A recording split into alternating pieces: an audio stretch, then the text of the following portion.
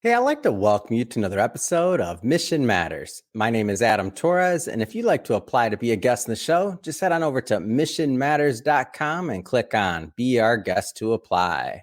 All right, so today is a very special episode. We're welcoming back Brad Weber. He is the president and CEO over at Inspiring Apps, and I'm so proud to announce and let everybody know he's also an author in our best-selling book leader series, which we just released. We got a lot to cover today. We're going to talk about AI, automation. Of course, we're going to talk about the book, but first thing first, hey, Brad, just want to say welcome back to the show.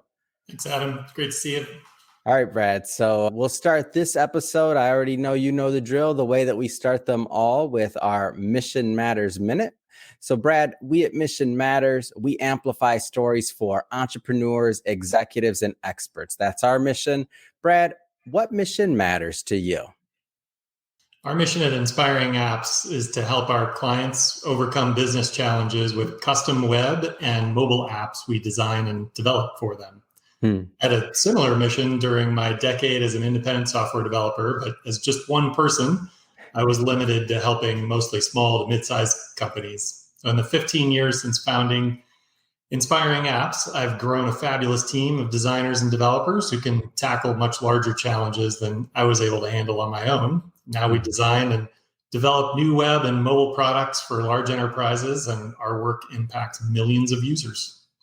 Man, it's an amazing story, and we're definitely going to go into that. So starting and building a business from scratch, I know some of the content that you covered in the book had to do with your story. But before we get, too far into the book side of things, I do want to stick on these early days a little bit longer. So you started by yourself, as you mentioned. Like, what kind of led you to taking that next step to really like building a team and taking on all those other things? Like, how did that develop? Yeah, it was in a couple of different stages. So starting on my own really came out of a little bit of frustration working in large companies and being what felt like a small cog in a large machine. And I was working on big projects, and I felt like the work that I was contributing wasn't making as much of an impact. So I scaled back the type of clients, the type of work that I was doing to focus more on small businesses and organizations. And that was totally within my wheelhouse as an independent developer. And I found that that's what I really love to do. And so I did that for about 10, 12 years on my own. And then I started to get the itch to grow so that I could work with larger companies, work on bigger projects than I was able to do by myself. So it was a big step, but I knew it was an important one to get into the kind of work that I thought would be appropriate for the next phase of my career. So sticking with the small businesses a little bit longer, what were some of the things that you like about working with that population? Because it's different. It's definitely different than working with the larger companies. It is different. You're absolutely having an impact on someone's life. I mean, typically the businesses that I was working with were quite small, and I was building things that were important to their operations. And it was really gratifying for me to be able to make a significant contribution and hopefully contribute to their long-term success. But in that environment, there are also few layers and few decision makers. So often I'm working with the owner of the company, or at least someone who can make decisions more or less on the spot without having to go through meetings and committees and so forth. So the pace of that was really fun. Yeah. And so when you decided to change and kind of like scale up your company, like, was that an easy transition, or was there's some bumps along the road there? Oh, definitely bumps. So despite having a couple of business degrees, I made plenty of business mistakes going through that process. I was nervous in the early days, in particular, about growing a team. As one person, my risk was fairly low. I knew what I needed to do to cover my own pay, my own payroll. But when adding others to that mix, I got a little nervous about that. So one of my early decisions was to lean on contractors more than full-time employees, thinking that was less risky for me. But turned out that wasn't the case. I learned an early lesson that there's value in having a team of employees who are really committed to the mission, as we had talked about, and moving that forward. So that's been an important change along the way. If you could go back and, give that Brad that was kind of just getting started on that scale, let's say that scaling phase of things, some advice, obviously hindsight being 2020, like what kind of things would you tell him? Stick with it, which I've done. That's probably the most important. There were definitely some times when I wondered whether or not this was the right path. Yeah. There were definitely times when I thought about how much easier it is to run a company of one person. Yeah. But the gratification that I got from working with a team and seeing them succeed really made it all worthwhile. So, investing in that team, making sure that people feel respected and valued so that they stick around for a long time is something that I would share with younger Brad. Yeah. Yeah, I still remember hiring our first editor, like the full-time editor, and I was never really by myself because I always had the other co-founder, Shirag. So I did the interviews and I'm the CEO, so I did all of the kind of deliverables for our products, and he was out there doing the sales side and biz dev. And so when we went and we said, are we ready for the first like full-time individual? Man, that's scary. I'm still shaking thinking about that. Like that was a scary moment, right? Yeah. But volume 10 under your belt now, I'd say you're well down. There's no other way to do it. Like if anything, and I don't know who said it. It definitely wasn't myself. Definitely somebody smarter than myself said this, but you need people. Like anything that you're going to do in this world is going to involve people in one way, shape, or form, whether they're using your product, whether they're buying it, whether they're developing it, whether they're producing it. Like you need people. So if you're uncomfortable with people, then you better find somebody else on your team or a business partner that is comfortable with them, because you're going to need them one way or another. It's true. All right, Brad, let's jump around a little bit here. I do want to get into today's topic. So as not the book yet, but AI and automation. I know I pulled this out as a special topic for you because, between ChatGPT and just, I can see the programming. We're already holding our second AI event. I have friends that are in the event business across the country, and they're doing AI events, and the demand for knowledge right now, not just for small business owners and companies, but also just for the general public, like of wanting to know, what is this? How does this affect me? Like, and to see it. I mean, I can't watch a movie right now that doesn't have some AI theme in it, I swear. So it's interesting to me. I think it's an interesting time to be in the space. What are you saying? Yeah, for sure. Really interesting. I mean, since we last spoke, even artificial intelligence has really exploded. And sometimes I say that it took 10 years for inspiring apps to become an overnight sensation, but it took artificial intelligence about 75 years to become an overnight sensation. It's been around for a long time, and it's been impacting our lives in ways that may be surprising to people, especially through our mobile devices. It's been a little subtle, and I was reflecting in preparation for our chat today on the first time I remember my phone telling me, without me asking, that it's going to take me about 25 minutes to get to work. And just a few minutes after I'd left my home. Again, I didn't ask for that, but my phone knew where work was, and it knew my pattern and my route, my morning routine, and was able to predict that is in fact where I was going, and was able to give me some traffic information. So it was really handy, and I appreciated it. And I think that was a really tasteful use of AI. ChatGPT really captured the artificial intelligence headlines recently, and it's a specific type of AI called generative AI. So it's different in that it excels in creating content. So different from the experience that I described in the car. It was red hot this spring because the general public was able to get their hands on it, and interact with it directly. You could ask it to write a poem for you, a business memo, a murder mystery, all kinds of things. And it's effective because it was trained on an enormous set of data and material that looks a lot like what we're asking it to create for us now. We're seeing a little bit of a backlash since the rage in spring. You're seeing now some copywriters come to the forefront saying, wait a minute, this model is awesome, but it was trained on my copyrighted material. Maybe that's not so okay. So we're dialing it back a little bit. I think that there's a little bit of shift in public interest, perhaps just due to the short attention span that we have as a population.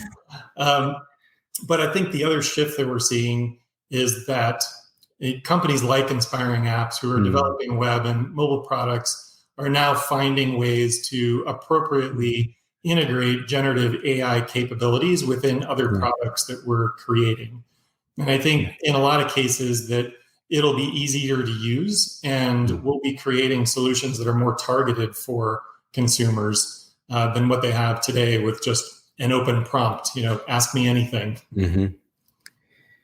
What kind of how is this affecting the business owners? And because I know you have a large set of entrepreneurs in your network too. So whether it's the companies you're working with, or even or even some of the small businesses maybe you keep in touch with, because I'll tell you on our end, we're having a lot of conversations about it. I think somebody told me the other day about oh yeah, one day AI is gonna be doing your job. They're gonna be doing these interviews, and I was like, I'm all for it. I actually tasked my team with creating an AI Adam because I want to do it. My goal is hey, let's let the AIs take all that data, let every question I've ever asked, and let's see what it looks like. I'm excited about it, but I know not everybody is, and I know that this is something that we have to be careful with unrolling any technology, by the way, not just AI, not just what we're talking about here today. There's always some method behind it, of course. But what kind of conversations are you having in the business community? I want to give a brief shout out to the Prudential marketing team that I know absolutely nothing about, except a really impactful billboard that made me chuckle on the highway not too long ago that said that the robots can't take your job if you're already retired. So, oh yeah, I've seen that one. I thought that was pretty clever. But I think there is honestly some legitimate concern for some positions. Certainly, I think it's a tough time to be starting out as a copywriter in this space. You're brand new. There is always going to be room for humans, I think, across the board with the extra expertise and just experience that we bring to the table. But definitely some entry level positions, or I think, are going to be impacted. What we're seeing from big companies was first a little fright when we're working with enterprises. ChatGPT definitely caught them by surprise, and many of them, the knee-jerk reaction of the IT department was just to shut it down and say that this is too scary for our team. We don't know what it does yet. We're not sure how it's using the data that we submit to ask questions to it. Is our corporate data at risk? So that's turning into opportunities for Inspiring Apps to educate and help those companies to formulate policies, to better understand the underlying technology. What is it really doing? What are the risks? So we're working with some of our bigger customers to help them implement best practices in their organization. It's fun for us to move beyond the code sometime and think strategically about what's going to be best for the organization. That's a great book title. Beyond the Code, thinking strategically about what's best for the corporation. We'll do that one next, Adam. Hey, that's a good one, Brad.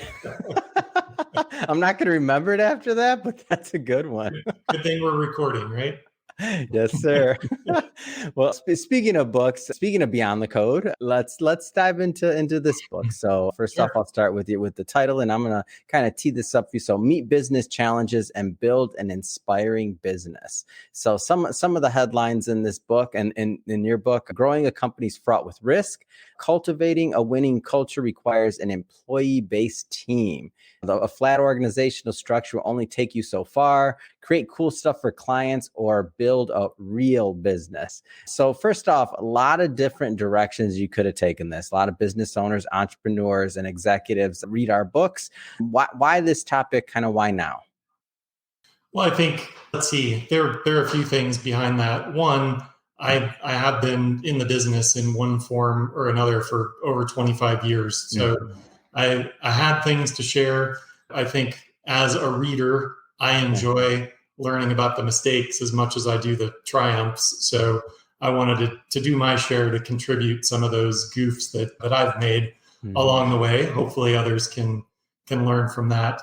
And these particular topics are ones that stood out for me and have been important for my own journey with Inspiring Apps. So I hope that others find them useful as well.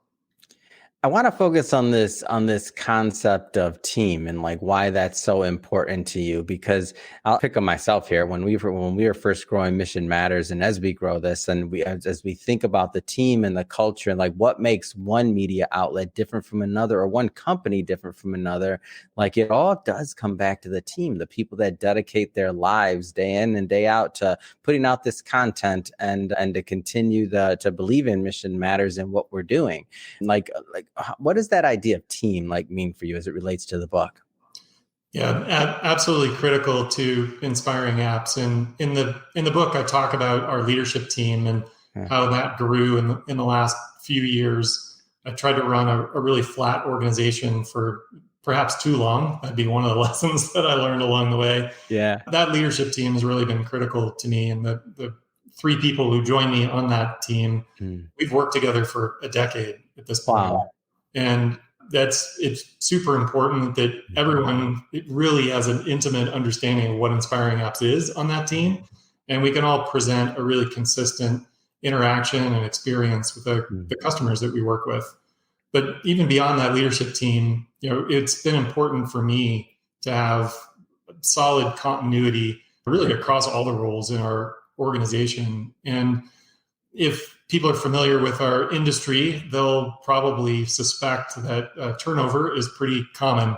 A lot of job hopping from technology company to technology company. And I wanted a different experience for our team. I wanted a different experience for our customers. So we invest a lot in making sure that our team's needs are being met. They have a lot of input into where we're headed, the technologies that are interesting for us to pursue and that they want to be working on. And in return, they've thanked us with a Great Place to Work award the last couple of years. And over 40% of our team has been together for 5 years or more, which is pretty uncommon in our space. So I'm really proud of that. Really, as much as anything I talk about in the book, we've got a great group of folks.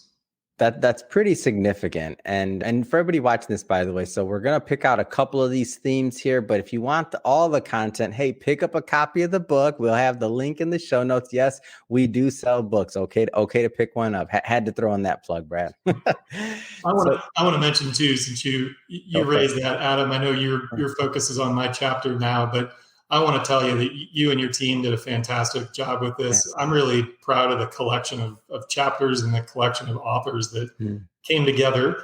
I think that there are many lessons that I've picked up in reading the contributions from others. And I think, again, you put together just a great, really eclectic group, read chapters from technologists, physicians, and magicians. So it sounds like it's sort of a good or maybe a bad joke, but no, it's a great joke, and you're not joking either. So shout out to David Wright, who brings the value of magic and magician and showmanship to the business world. When I met David, I mean, I really appreciate you saying that, by the way, because the book it's a collaboration, and it's different, and it's very, for anybody that's in publishing or that's written their own book. If you've written your own book, then you know how hard that is. Imagine bringing together a collection of the best talent CEOs, business owners from across different spectrums, and saying, hey, everyone, let's cooperate. That's giving you a little bit of like how it's made in the kitchen, right? Exactly. All right. So another one of them that I do want to pull out from your chapter of create cool stuff for clients or build a real business. Like, tell me about why to juxtapose these two, because I'll tell you in the beginning, this is a conversation. We've never talked about this, but this is a conversation myself and Chirag would always have. It would be like, look, we have to build a real business. We can't just do cool stuff and follow social media trends. We got to make sure it's solid or we're not going to be in business. So give us a little bit of insight on the writing on this one.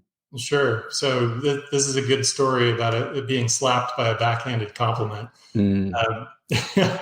I've been very successful up to this point, probably 15, 20 years in at this point, and have probably even stated publicly that my secret to success was building cool stuff and telling people about it. And that depending on who you told and how big the audience was or how appropriate it was for their needs, that led to growing a network of referrals that's really critical for my business. But during the pandemic, there was some downtime. So I sought insights and advice from other people in the industry who knew more than I did about technology companies to take a look at what we were doing and tell me where you see some weakness. And so I very proudly talked about our track record and some of the projects that we had worked on for Google and the space program. And, through my boasting, they were able to see that that was not really a sustainable practice long-term. So the question to me was, so your business plan is just to build cool stuff? Oh man. It was a backhanded compliment. And it was out of that, honestly, that almost immediately I grew our leadership team. We formalized the role of team leads on our technology teams, made some significant changes to the business to set it up for longer term success. And it's really been great, not only for me, but I think for the rest of our organization as well. Yeah. How does that, I like to use the word maturity. I like to think that businesses get this maturity or this personality over time and this infrastructure. And when I think back at my younger days when I was just starting at I was in finance, some of the bigger companies I worked for, the Charles Schwabs, the Vanguards, the Raymond James.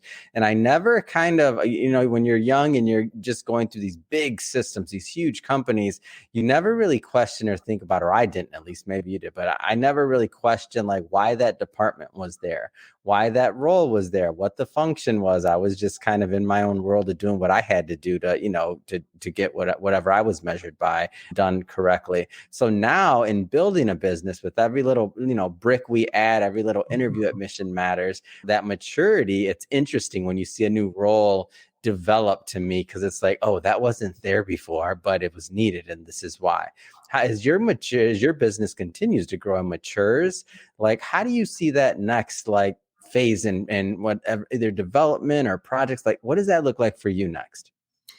Yeah, I think there are probably a lot of parallels between human development and maturity and business development. So we still participate in startup events around town, even though we've been around for over 15 years. So we consider ourselves a mature startup, but mature doesn't necessarily have to mean stuffy.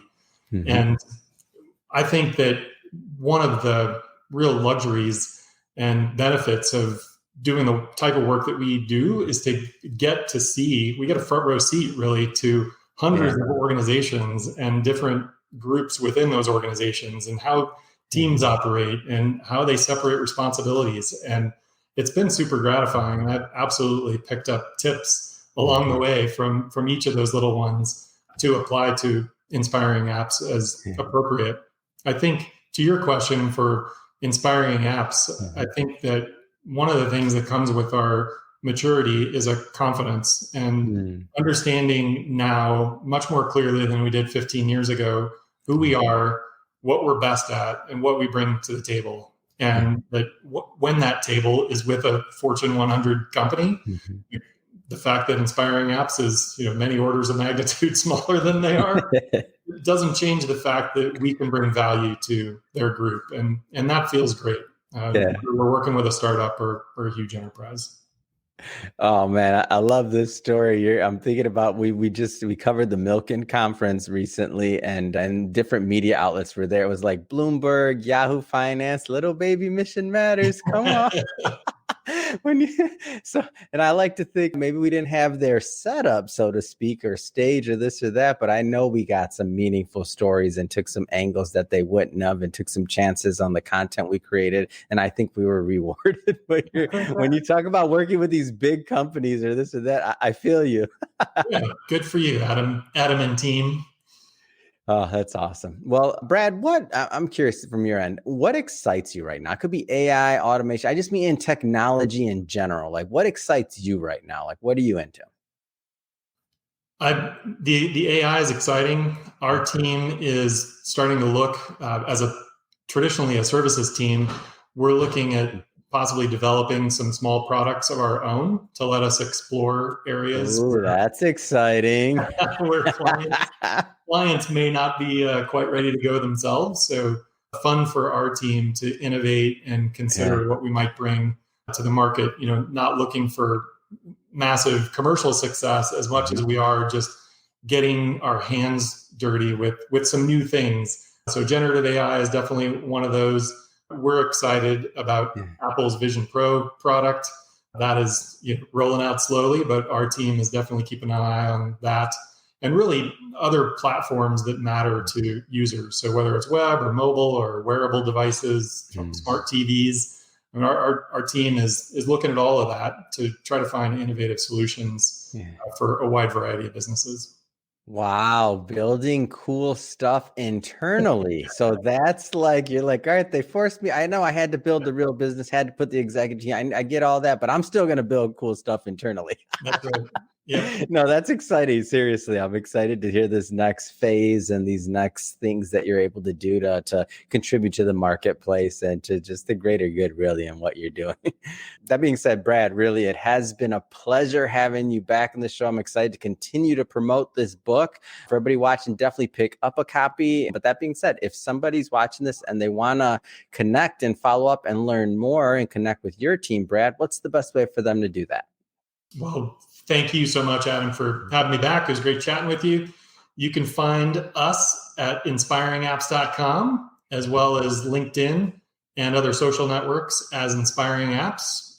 Please stop by, sign up for a newsletter, or give us a follow, and you can keep up with the latest that's happening with Inspiring Apps and the industry at large.